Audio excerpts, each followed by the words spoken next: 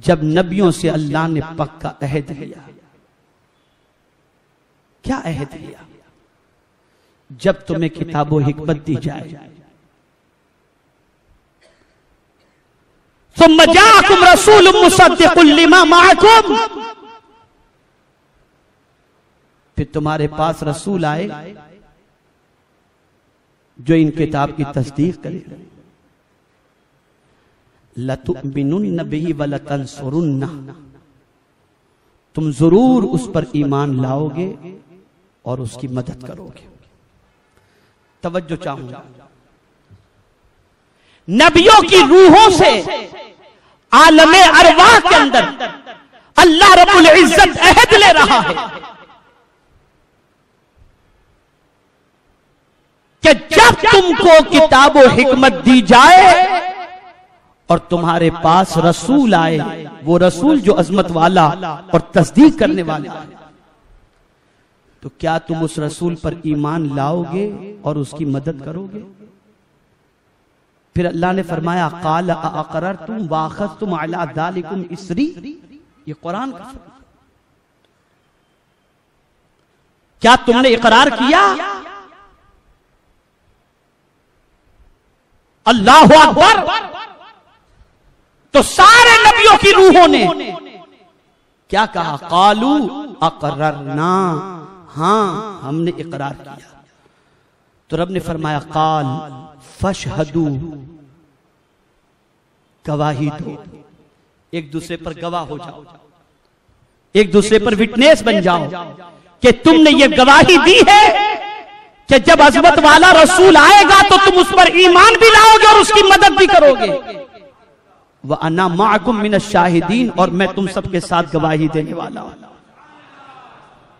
ये first conference हुई थी आलम अरवाह में। खिताब करने वाला रब, सुनने वाले नबियों की रूहें और पैगाम उन तक पहुंचाने वाले, उनको महफिल बुलाने वाले हजरत जिब्रील अमीन अलैहिस्सलातु वत्तस्लीम।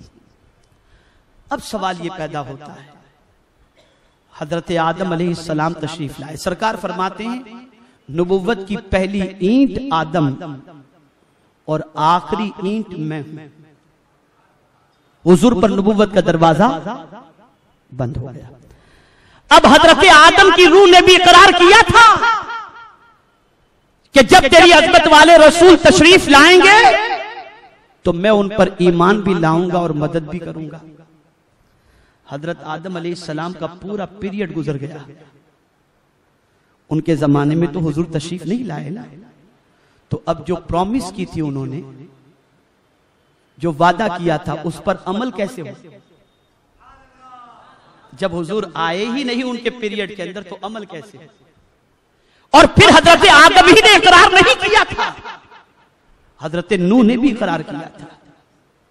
उनका पीरियड भी गुजर गया, उनके जमाने में भी हुजूर नहीं आए, तो उस प्रॉमिस पर अमल कैसे हो? हजरत मूसा का जमाना आया, उनका पीरियड भी गुजर गया, हुजूर नहीं आए। ये सब पैगाम देते रहे, एक आने वाला आएगा।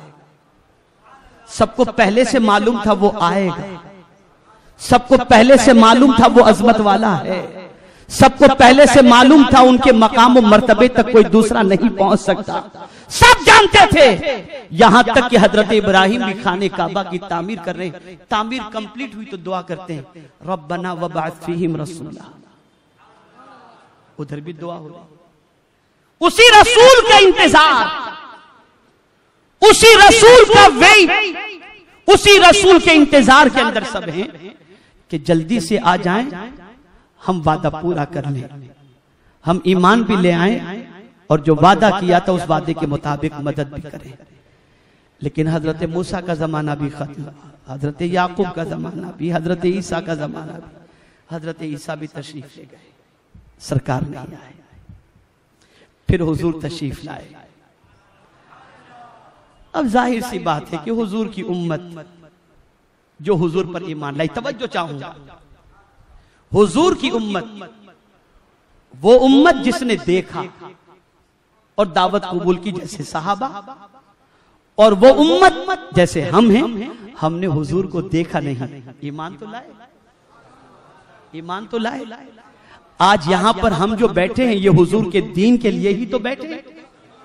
तो अब ये उम्मत अंबिया से कहती है, ये उम्मत अंबिया से कहती है, हुजूर सल्लल्लाहु अलैहि वसल्लम जब तशरीफ लाए आखिरी नबी बनकर, तो उनकी उम्मत में होने का शर्फ हमें हासिल हुआ। आपके जमाने में तो हुजूर आए ही नहीं, तो मौला ने अंबिया के लिए मौका दिया। मेरे नबियों, तुम्हारे इकरार की लाज रखी जाएगी, तुम्हारा मर्तबा बहुत अरफो आला है। तुमने वादा आलम में अरवा में किया था, आओ आज हम तुम्हें तुम्हारी मेराज करा देते हैं। यहां सुन लो, एक सूफियाना नुक्ता अर्ज करता हूं, मस्जिद हराम से मस्जिद अक्सा तक ये हुजूर की मेराज नहीं थी, ये अंबिया की मेराज थी। इसलिए कि यहां अंबिया को हुजूर का दीदार नसीब हो। अंबिया, सारे अंबिया ने इकरार किया था, तो एक नबी को भी, यहां तक जो बात अर्ज कर रहा हूं सुनो, यहां तक कि जिन नबियों का नाम कुरान में है वो नबी भी बैतुल मुकद्दस में थे, और जिनका नाम कुरान में नहीं है वो भी वहां पर नबी मौजूद थे। इसलिए कि अंबिया तो कमोबेश 1,24,000 थे, सब वहां जमा कर, इसलिए कि सब ने वादा किया था। अब आज एग्जाम हो रहा है बैतुल मुकद्दस में, आज एग्जाम हो रहा है, ये रसूल आ गया। और हैरत की बात, आप जानते हैं कि एग्जामिनर की जो पोजीशन होती है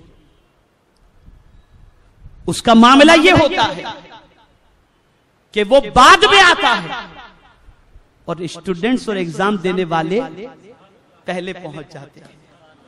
बैतुल मुकद्दस में सारे अंबिया पहले से मौजूद हैं, सारे अंबिया पहले से मौजूद हैं। मेरे मुस्तफा जाने रहमत सल्लल्लाहु अलैहि वसल्लम बाद में पहुंचते हैं। सब वेट कर रहे थे, वो आए, वो आए और सरकार तशरीफ लाए। अदान का वक्त हुआ और फिर देखिए सारे नबी मौजूद, लेकिन जिब्रील ने अदान कही तो कौन सी कही?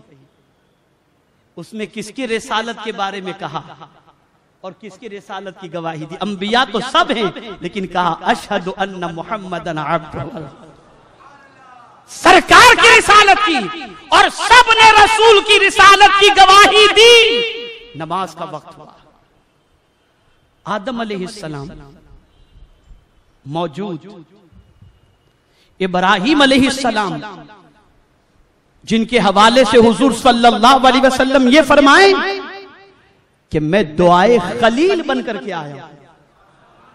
ईसा अलैहिस्सलाम मौजूद, जिनके हवाले से यह कहा जाता है कि मैं नवेद मसीहा बनकर के आया हूं। सब मौजूद हैं। बात आई इमामत की, उलुल अज़्म रसूल मौजूद। जाएगा कौन मुसल्ले पर? जो जाएगा मुसल्ले पर उसकी अज़मत मुसल्लम है, कुर्बान जाइए। सारे अंबिया मौजूद थे। इमामत के मुसल्ले पर मेरे मुस्तफा तशरीफ ले गए।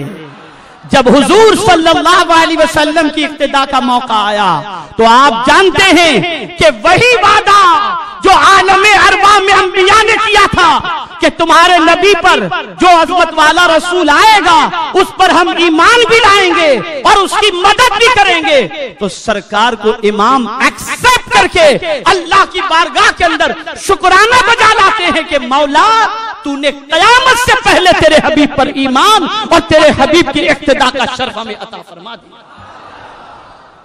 तो ये अंबिया को मेराज करानी थी, ये अंबिया को मेराज करानी थी। हुजूर की मेराज ये न थी कि वो अंबिया का दीदार करते। हुजूर की मेराज कौन सी थी? जो खुदा का दीदार हुजूर ने किया, वो हुजूर की मेराज थी। ये तो अंबिया की मेराज थी।